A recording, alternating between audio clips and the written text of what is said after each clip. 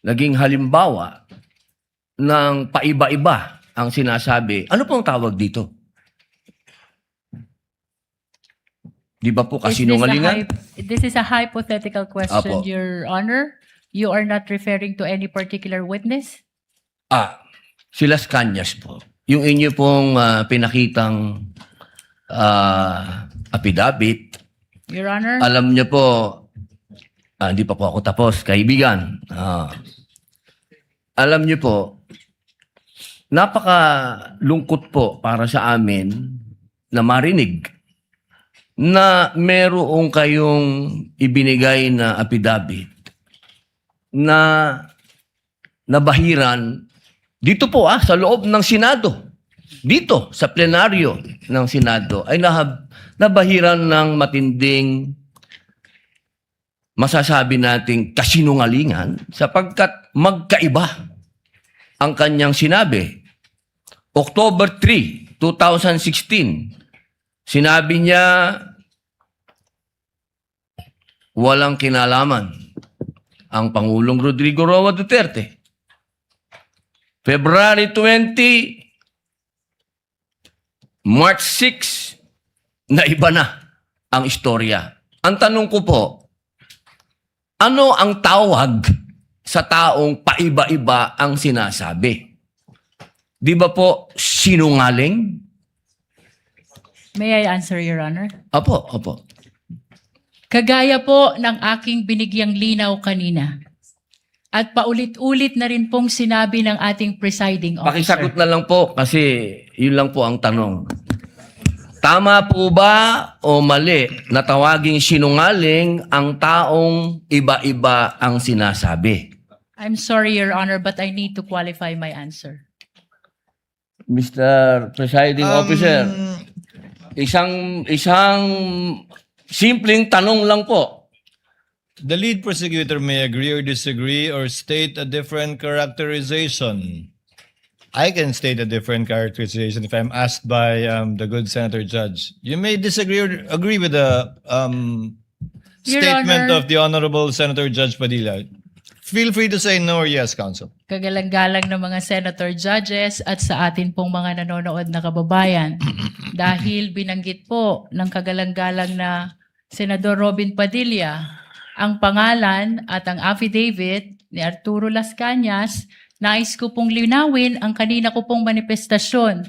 Ito po ay ipresenta sa impeachment court bilang bahagi ng testimonya ng witness. Hindi pa din po sinasagot ang... Lead prosecutor, the response, it's not responsive to the question of Senator Judge Padilla.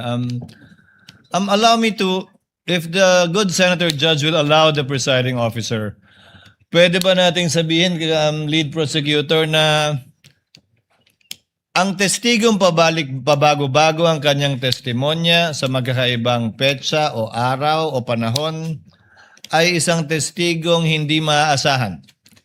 Without particular reference to Arturo Las Sa Cañas, pangkalahatan, I agree with you, Honorable Presiding Officer. Posible nagsisinungaling siya sa isa, nagsasabi ng totoo sa isa, o nagsisinungaling sa isa, nagsasabi ng totoo sa isa, hindi na natin malalaman yun. Tama po ba yan? Without particular reference to Arturo Las Cañas, I agree with you, Honorable Presiding Officer. Thank you. Maraming salamat po, aming ginoong You may proceed, tagapamahalang Senator hukom. Judge Padilla. Opo. Kasi po, katulad po ng sinabi ng aming Senator Judge, 10,000 hours, Pampilo Lacson, napakaliwanag po ng sinabi niya. At kami din po dito, ako po mismo ay gumawa din ng panukala na dapat yung mga nagsisinungaling dito, yung mga paiba-iba ng testimony na nagiging aming mga witness, ay dagdagan dapat ang sintensya ng perjury. Kailangan amendahan ang batas na yan.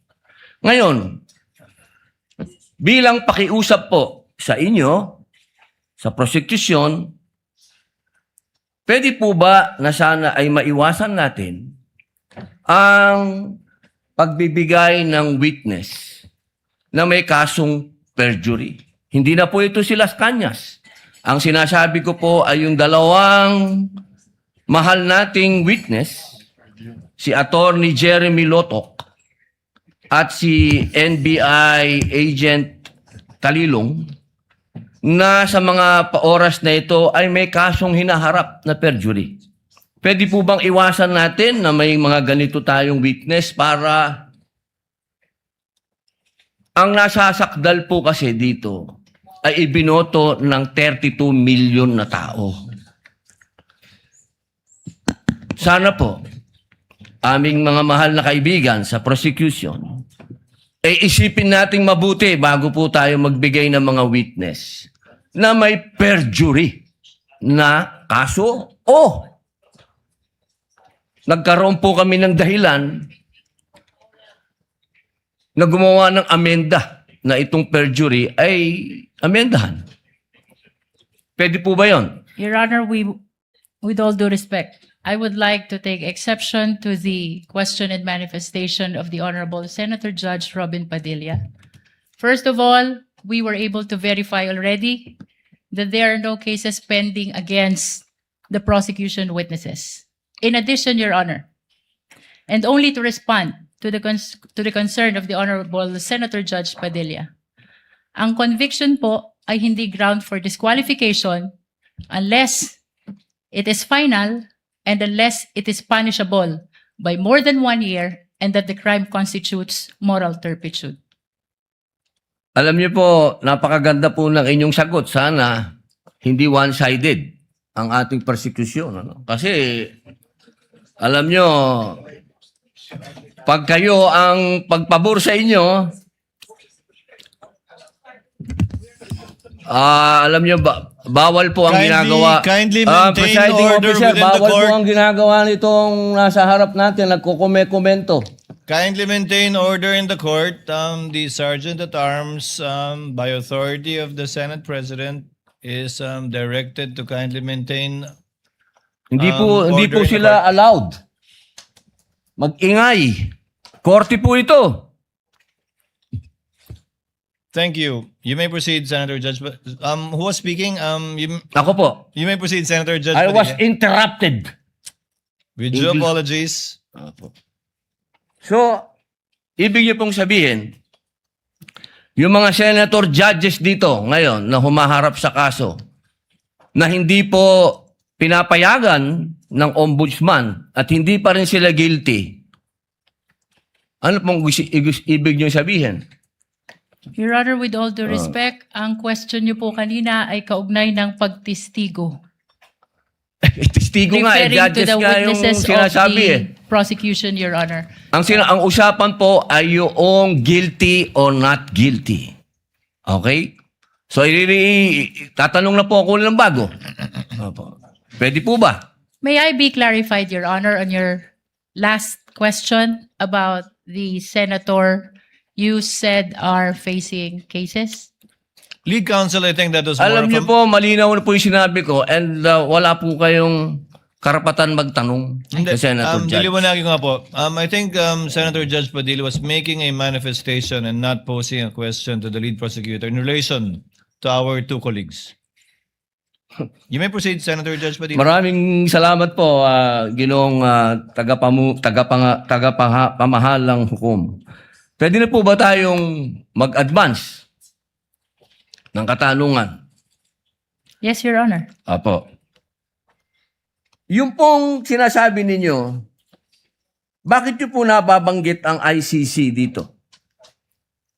Ano po ang kinalaman ng ICC dito sa ating pagdinig? With all due respect, Honorable Senator Judge Robin Padilla, kagaya po ng nabanggit ko na, at marahil panglima ng banggit ng presiding officer, nabanggit po ang ICC, kaugnay ng affidavit ni Las Cañas, na ipirinisinta po ng prosecution bilang bahagi lamang ng testimonya ng witness at bilang bahagi ng naging investigasyon ng Special Task Force ng NBI. Maraming salamat po. Senator Judge Padilla will please wind up. You can Opo. avail of a second round if you wish. Opo. Maraming salamat po.